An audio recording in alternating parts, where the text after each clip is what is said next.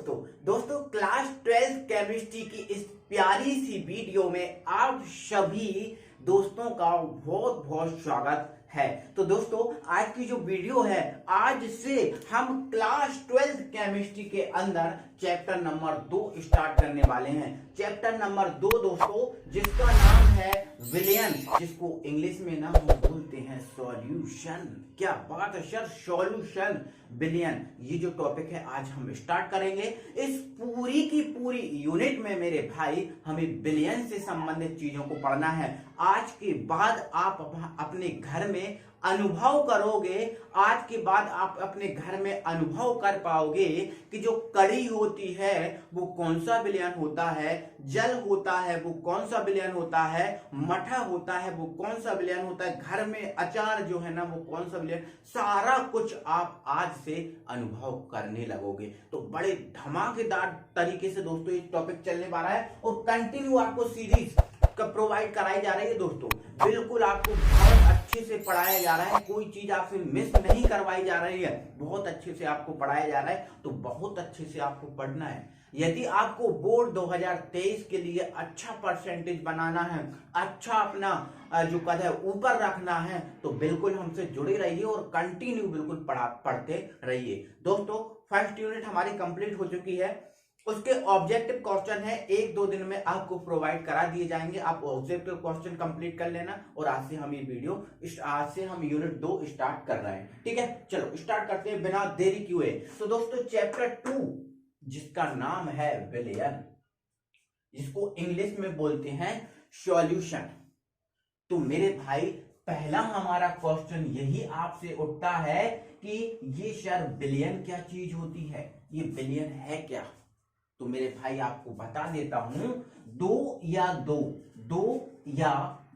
दो से अधिक पदार्थों के समांगी या विषमांगी मिश्रण को, अरे भाई समांगी और विषमांगी क्या है, तो समांगी का मतलब मेरे भाई होता है समान अनुपात में। ठीक है, समान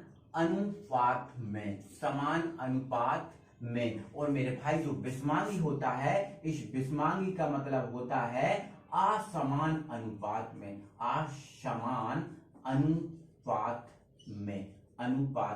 ठीक है, समान अनुपात में का मतलब क्या है, मतलब ये है कि आपको नाप तोल कर किसी वस्तु को मिलाना, जैसे हम बेसन के लड्डू बना रहे हैं, तो 1 किलो हमें बेसन चाहिए और 1.5 किलो उसमें शक्कर चाहिए। बिल्कुल नाप तोल कर किसी चीजों को मिलाना समान अनुपात कहलाता है। और समान अनुपात को हम क्या बोलते हैं, समांगी। और विषमांगी का मतलब असमान अनुपात में बिना नाप तोल के मिलाया गए पदार्थ विषमांगी अनुपात कहलाता है। ठीक है, तो जब 2 या 2 से अधिक पदार्थों को, 2 पदार्थ हों या 2 से अधिक पदार्थ हों, उनको समांगी या विषमांगी मिश्रण, 2 या 2 से अधिक पदार्थों के जो समांगी और विषमांगी मिश्रण होते हैं, उन्हें ही दोस्तों हम क्या बोलते हैं, विलयन। जैसे एग्जाम्पल के तौर पे एक हमारे पास ये कटोरा है, क्या है, एक कटोरा है। यदि इस कटोरा में मैं मेरे भाई 1 लीटर डाल दूं जल, ठीक है, 1 लीटर डाल दिया मैंने जल, यहां पर मैंने 10 ग्राम डाल दिया, इसमें क्या, नमक डाल दिया। तो यहां पर नमक और जल आपस में क्या बना लिया, एक मिश्रण बना लिया। वो मिश्रण क्या है, विलयन है। ठीक है, और मैंने इसी कटोरा में 1 लीटर जल डाल दिया और 10 ग्राम नमक डाल दिया और 10 ग्राम मैंने क्या कर दिया, या फिर मैं कहूं 100 ग्राम इसमें मैंने डाल दी शक्कर। तो ये 3 पदार्थों का मतलब 2 या 2 से अधिक पदार्थों का मिश्रण बन गया। तो वो भी मिश्रण आपका क्या होगा मेरे भाई, विलयन होगा। तो ध्यान रखना, जब 2 या 2 से अधिक पदार्थों को हम आपस में मिला देते हैं तो वो क्या बन जाता है, एक विलयन बन जाता है। क्लियर। तो दो या दो से अधिक पदार्थों के समांगी या फिर विषमांगी मिश्रण को हम क्या कहेंगे, विलयन कहेंगे। ठीक है, विलयन के एग्जाम्पल की मैं बात कर दूं दोस्तों यहां से आपसे, तो एग्जाम्पल में देखो जैसे जल प्लस हो गया नमक, जल प्लस क्या हो गया, नमक हो गया। ठीक है, जल प्लस क्या हो गया मेरे भाई, शक्कर हो गया, शक्कर हो गया। ठीक है, इसके अलावा आटे, आटा में हम क्या डाल देते हैं, जल, आटा, और ये जल हो गया। इसके बाद सब्जी, सब्जी में हम क्या डालते हैं, पानी डालते हैं, हल्दी डालते हैं, मसाला डालते हैं, नमक डालते हैं, ये भी क्या है, मिश्रण है, ये भी क्या है, मिश्रण है। तो जब दो या दो से अधिक पदार्थ हमें मिले हुए मिल जाए, मिले हुए दिख जाए, तो वो ही दोस्तों क्या है, विलयन है, वो ही क्या है, विलयन। कई सारे विलयन के एग्जाम्पल। क्लियर, आगे आपको बता देता हूं दोस्तों, जो आपका विलयन नाम का टॉपिक है, ये जो विलयन नाम की चीज है, ये विलयन नाम की चीज है, ये आपकी दो प्रकार के पदार्थों से मिलकर बनी होती है। अगर हम ऐसा भी कहें कि इस विलयन का हम संधि विच्छेद करें, तो संधि विच्छेद यहां पर इसका होता है विलायक प्लस विलेय से, विलायक प्लस विलेय से। तो मेरे भाई आज के बाद एक चीज याद रख लेना कि विलयन कितने प्रकार के पदार्थों से मिलकर बना, तो आपका रहेगा दो। सर कौन कौन से, पहला होगा सर विलायक और दूसरा होगा सर विलेय, विलायक और दूसरा होगा विलेय। सर विलायक क्या होता है, विलायक क्या होता है, तो मेरे भाई आपको बता देता हूं, नोट डाल लीजिए अपनी कॉपी में, नोट डाल लीजिए। और नोट नंबर 1, नोट नंबर 1 है विलयन में, सर किसमें, विलयन में जिस पदार्थ की, जिस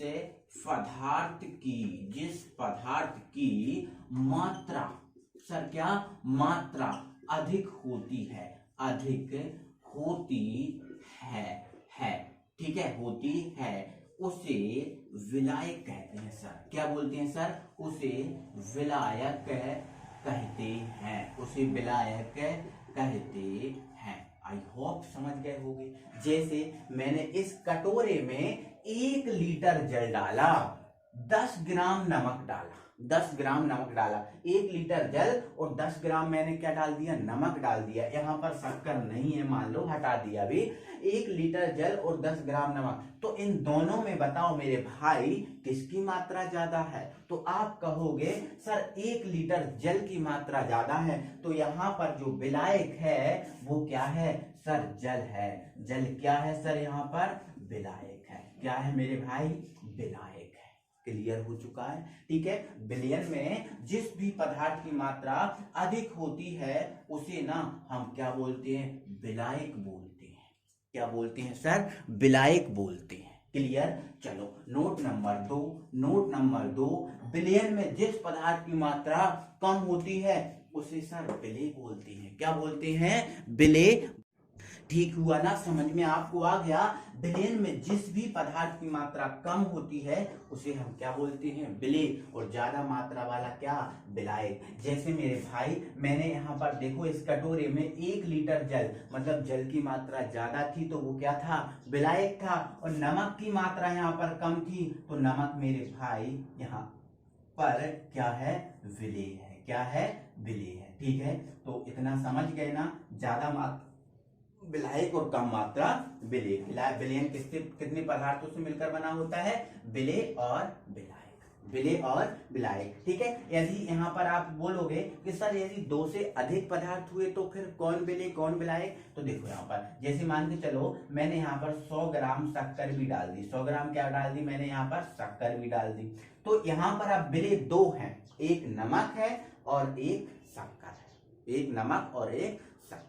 क्लियर। हमें तो यही याद रखना है कि ज्यादा मात्रा वाला विलायक और कम मात्रा वाला विलेय। विलायक 1 हो सकता है और विलेय 1 से ज्यादा हो सकते हैं, इतना याद रखोगे आप। ठीक है, अब दूसरी परिभाषा देखो, एक भाषा में हमने ये याद रख लिया कि विलायक क्या है, विलायक क्या है, ज्यादा मात्रा, विलेय क्या है, कम मात्रा। अब थोड़ा सा दूसरी भाषा में भी इसको याद रखो, विलेय को आप दूसरी भाषा में भी याद रखो कि मिलाए जाने वाली पदार्थ की मात्रा, क्या सर, मिलाए जाने वाले पदार्थ पदार्थ की मात्रा विलेय कहलाती है। ये नोट नंबर आप 3 में लिख सकते हो, ठीक है। मिलाए जाने वाले पदार्थ की जो मात्रा होती है उसे हम क्या बोलते हैं, विलेय। जैसे हमने जल में क्या मिलाया, नमक में जल नहीं मिलाया, हमने जल में क्या मिलाया, नमक। तो मिलाए जाने वाले पदार्थ की मात्रा जो है वो क्या है, विलेय है। लेकिन ये जो परिभाषा है हमें कम ही जगहों पर काम आती है। हमें जो परिभाषा मोस्टली याद रखनी है वो ये वाली रखनी है। बाकी मैंने इसको भी आपको तुम्हारे दिमाग में डाल दिया। क्लियर हो चुका है, इतना क्लियर हो गया। अब एक नोट और लिख लो, ठीक है। नोट आपको ये लिखना है कि मेरे भाई जो जल है, जल सार्वत्रिक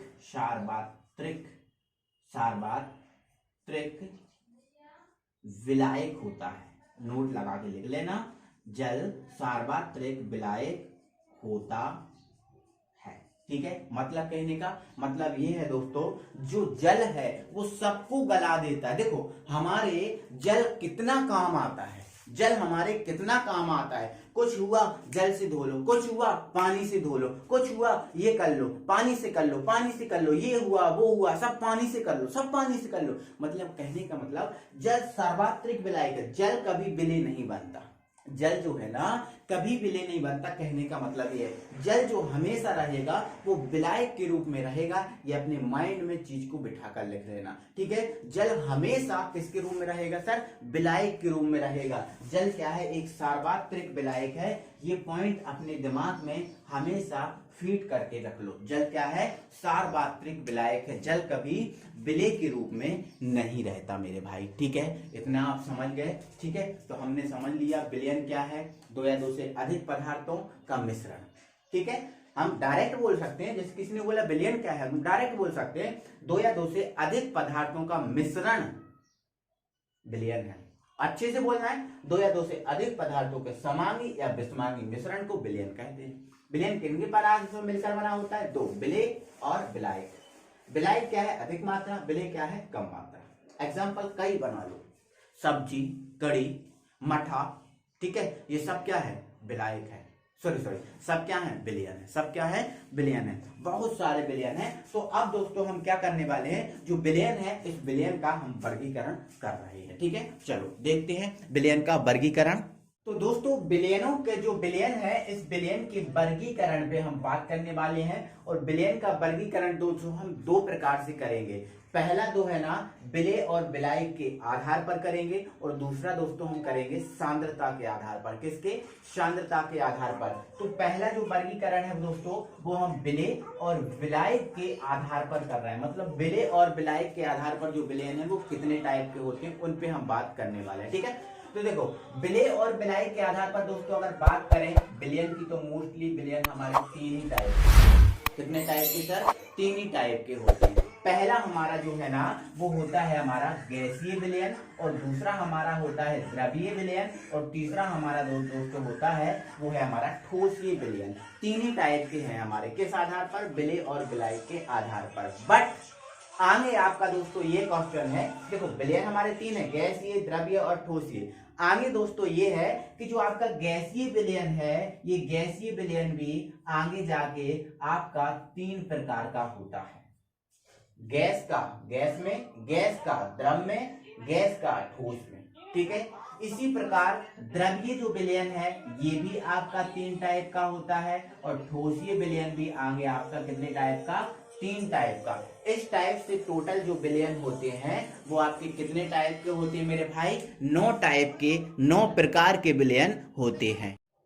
तो दोस्तों इतना आप समझ गए हो कि विलयन हमारे 3 ही होते हैं, बट प्रत्येक 3 टाइप का होता है। तो उस टाइप से कितने टाइप हो जाते हैं, 9 प्रकार के हो जाते हैं, ठीक है। तो दोस्तों मैंने यहाँ पर रखा है विलयन को, ठीक है। यहाँ पर जो विलयन है यहाँ पर मैंने रखा है विलायक, और यहाँ पर हमने लिखा है विलेय, और यहाँ पर हम लिखेंगे उदाहरण, समझाएंगे आपको एक एक चीज, ठीक है। देखो इधर, देखो हमें पता है विलायक में किसको मिलाते हैं, विलेय को मिलाते हैं, क्योंकि हमने ये भी पढ़ा है कि जो मिलाए जाने वाली मात्रा होती है वो क्या होती है, विलेय होती है। और जिसमें हम मिलाते हैं वो क्या है, विलायक होता है। जिसमें हम मिलाते हैं वो क्या है, विलायक, और जो मिलाते हैं उसे क्या बोलते हैं, विलेय। समझ में आपको आया।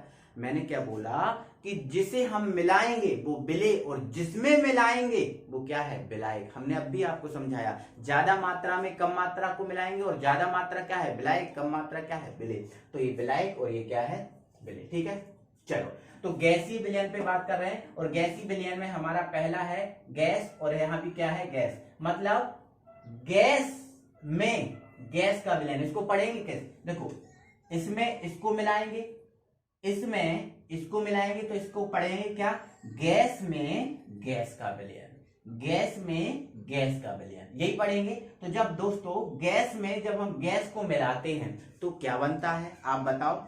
देखो वायुमंडल जो है उसमें कई गैसें हैं, कई गैसें हैं। वायुमंडल जो है उसमें कई गैसें हैं, नाइट्रोजन है, ऑक्सीजन है, आर्गन है, कार्बन डाइऑक्साइड, कई गैसें हैं। तो जब कई गैसें आपस में मिलती हैं, ठीक है, तो वो क्या होती है, हवा बनती है ना, वायु बनती है। जैसे हमने बोल दिया ये वायु आ जा रही है, इस वायु में क्या केवल ऑक्सीजन ही है, नहीं, नाइट्रोजन भी है, ऑक्सीजन भी है, कार्बन डाइऑक्साइड भी है, आर्गन भी है, कई गैसें मिली है ना। तो जब गैसों में गैसें मिलती हैं, जब कई गैसें आपस में मिलती हैं तो क्या बनती है, हवा बनती है, वायु बनती है। तो बिल्कुल, तो गैस में गैस का जो विलयन होता है उसका उदाहरण क्या है सर, उसका उदाहरण है वायु। क्या है, वायु है। समझे आप, कोई दिक्कत है, बिल्कुल दिक्कत नहीं है। अब चलो गैस में द्रव को मिलाओ। जब मेरे भाई इससे इस गैस में इस द्रव को मिलाएंगे, इस गैस में इस द्रव को मिलाएंगे तो हमारा क्या बन जाएगा, क्या बन जाएगा, तो इस गैस में द्रव का विलयन, गैस में द्रव का विलयन। मतलब ये भी आपको याद रखना है कि देखो विलायक ज्यादा होता है तो यहाँ वाली जो मात्रा है वो ज्यादा होना चाहिए और यहाँ वाली मात्रा क्या होना चाहिए, कम होना चाहिए। ठीक है, तो जब गैस में हम द्रव को मिलाएंगे तो क्या बनता है, आपको पता है दोस्तों, बिल्कुल हमें पता होना चाहिए, और नहीं पता है तो बिल्कुल याद रखो, जब गैस में हम द्रव को मिलाएंगे तो हमारा क्या बनेगा। समझो दोस्तों, आपने पढ़ा है सर्दियों के दिन में कोहरा पड़ता है, बिल्कुल पड़ता है, सर्दियों के दिन में कोहरा पड़ता है। तो सर्दियों के दिन में दोस्तों कोहरा पड़ता है तो गैस बहुत ज्यादा होती है। ठीक है, गैस बहुत ज्यादा होती है। हमारे कारखानों से, हमारे घरों से जब जो धुआं निकलता है, जो धुआं निकलता है, जब उस धुएं पर कुछ नमी पड़ती है, क्या आती है, कुछ नमी, और नमी कैसी रहेगी, द्रव। नमी कम मात्रा में रहेगी और वो द्रव रहेगी, और घर से जो फैक्ट्रियों से निकला, इंडस्ट्री से निकला जो धुआं होगा वो ज्यादा मात्रा में, और धुआं कौन सी अवस्था में होगा, गैस में। कौन सी अवस्था में, गैस में। तो जब गैस में द्रव मिलेगा, गैस में क्या मिलेगा, द्रव मिलेगा। जब ज्यादा मात्रा में गैस में क्या मिलेगा, द्रव मिलेगा, तो मेरे भाई वो द्रव है ना किसका रूप धारण कर लेगा, कोहरा का रूप धारण कर लेगा। अब बोलते हो ना बरसात में कोहरा क्यों नहीं पड़ता, क्योंकि बरसात में पानी ज्यादा होता है, और पानी ज्यादा होता है तो कोहरा नहीं बन सकता है। ठीक है, नमी ज्यादा होती है तो कोहरा नहीं बन सकता है। कोहरा के लिए क्या होना चाहिए, नमी कम होना चाहिए और गैस क्या होना चाहिए, ज्यादा। तो गैस में जब द्रव को मिला देंगे तो क्या बन जाएगा, कोहरा बन जाएगा मेरे भाई। क्या बन जाएगा, कोहरा बन जाएगा। इसके अलावा चलो नेक्स्ट है, जब हम गैस में ठोस को मिला देंगे, गैस में ठोस को मिला देंगे। अक्सर हमने देखा है दोस्तों, ये वायुमंडल है, बहुत सारी गैसें हैं। अब यहां से दोस्तों हम देखा है जैसे रोड पे भी वायुमंडल है, रोड पे भी गैसें हैं, बिल्कुल हैं। तो मेरे भाई जब रोड से कोई कार या ट्रक या बस निकलता है तो उसके जस्ट बाद हम देखते हैं धूल उड़ने लगती है, धूल उड़ने लगती। क्यों मेरे भाई, क्या होता है, जब ट्रक या बस निकलता है तो नीचे जो धूल के छोटे छोटे ठोस के जो कण डले होते हैं वो कण कहाँ आते हैं, हवा में आते हैं। वो कण कहाँ आते हैं, गैस में आते हैं। और वो कण जब गैस में आते हैं तो वो क्या, किसका रूप धारण कर लेता है, धूल का रूप धारण कर लेता है। और धूल में गैस तो ज्यादा होती है लेकिन ठोस के जो कण होते हैं बहुत ही कम मात्रा में होते हैं, कम मात्रा में होते हैं। तो मेरे भाई जब गैस में ठोस को हम मिला देंगे, गैस में ठोस को मिला देंगे, मतलब ज्यादा मात्रा में गैस और कम मात्रा में ठोस होगा तो वो क्या बन जाएगा सर, वो बन जाएगा सर धूल बन जाएगा। क्या बन जाएगा, धूल बन जाएगा। क्या बन जाएगा, धूल बन जाएगा। बिल्कुल आपको ध्यान रखना है अच्छे तरीके से, ठीक है। जब गैस में हम ठोस को मिला देंगे तो क्या बन जाएगा सर, धूल बन जाएगा। ठीक है, या फिर यहाँ पर हम धुआं भी देख सकते हैं। जो धुआं होता है ना, ये भी आपका जो है ना, लकड़ी जलती है वायुमंडल में, मतलब लकड़ी क्या है, ठोस है ना, और ठोस जलता है और गैस के साथ मिलता है तो वो धुआं भी बन जाता है। धुआं और धूल इसके एग्जाम्पल होगा। जब गैस में किसको मिलाएंगे, ठोस को। एक एक चीज को आप समझते जाओ और पढ़ते जाओ ध्यान से, अच्छे से। ठीक है, तो नेक्स्ट द्रवीय विलयन पे बात करेंगे। देखो, द्रव ज्यादा होगा, गैस यहाँ पर कम होगी, तो द्रव में गैस का विलयन, द्रव में गैस का विलयन, मतलब द्रव में जब हम गैस को मिलाएंगे तो क्या बनेगा। तो दोस्तों, अक्सर आपने देखा होगा, जब आप कोका कोला लेके आते हो या स्प्राइट लेकर आते हो या बियर ही देखी होगी, है ना, अगर हम कोका कोला की बोतल को हिला दें और फिर उसको खोलें तो उसमें एक आवाज आती है, सी, मतलब क्या निकलती, गैस निकलती। क्या निकलती है, गैस। और सोडा वाटर, सोडा वाटर आपने पिया होगा। सोडा वाटर अगर गैस बनती है तो उसके काम में आता है, आपके घर में बिल्कुल आया होगा। तो सोडा वाटर की बोतल भी आप खोलते हो तो उसमें से गैस निकलती है। क्यों, क्योंकि जब उसको बनाया जाता है तो मेरे भाई क्या होता है, द्रव में हम क्या मिला देते हैं, गैस को मिलाते हैं। द्रव में क्या मिलाते हैं, गैस, और बना देते हैं हम सोडा वाटर। और जब हम खोलते हैं उसके ढक्कन को, कैप को, तो उसमें गैस निकलते हुए दिखाई देती है। इसी प्रकार से कोका कोला में भी गैस निकलते हुए दिखाई देती है। ठीक है, तो जब हम द्रव में क्या मिला देंगे मेरे भाई, गैस को मिला देंगे, तो हमारा जो एग्जाम्पल बनेगा वो बनेगा सोडा वाटर। सोडा वाटर यहाँ पर आकर हमारा बन जाएगा। ठीक है, चलो नेक्स्ट है द्रव में। जब हम द्रव को मिला देंगे, द्रव में हम किसको मिला देंगे, द्रव को, तो बिल्कुल सिंपल है। द्रव में द्रव को मिलाएंगे तो आप जल में किसको मिला दो, एल्कोहल को मिला दो। जल में किसको मिला दो, एल्कोहल को मिला दो। जल भी क्या है, द्रव है, एल्कोहल भी क्या है, द्रव है। सिंपल सी बात है। द्रव में किसको मिला दो, ठोस को। द्रव में ठोस का एग्जांपल बिल्कुल सिंपल है। जल में क्या घोल दो, शक्कर घोल के पी जाओ।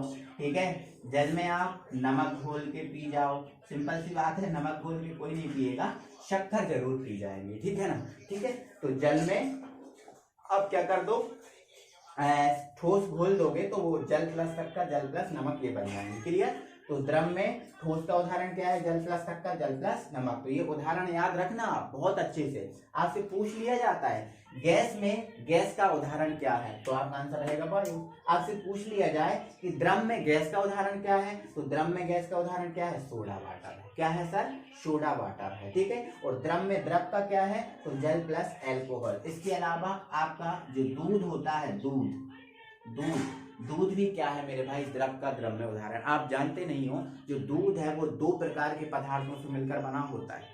अब ये प्राकृतिक क्रिया है, भगवान के द्वारा रची क्रिया है कि गाय से हम या भैंस से दूध निकालते हैं, तो वो दूध जो है ना, गाय या भैंस की जो पेट होता उसमें ही भगवान की लीला के अनुसार, भगवान की प्रकृति के अनुसार जो भी होता है।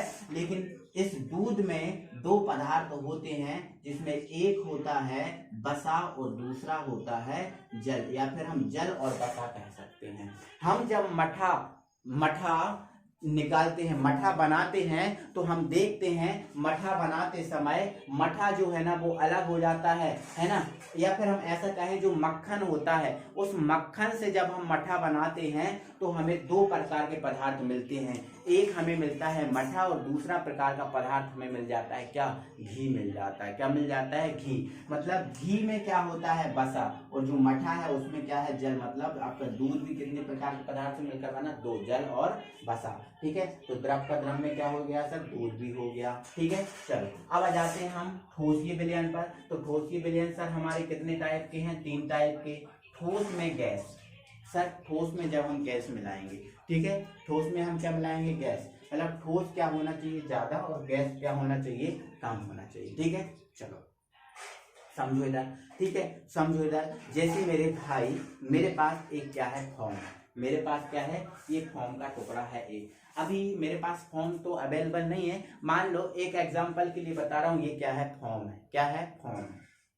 ठीक है, अब यहां पर मैं क्या बना रहा हूं, चाय बना रहा हूं। यहां पर मैं क्या बना रहा हूं, चाय।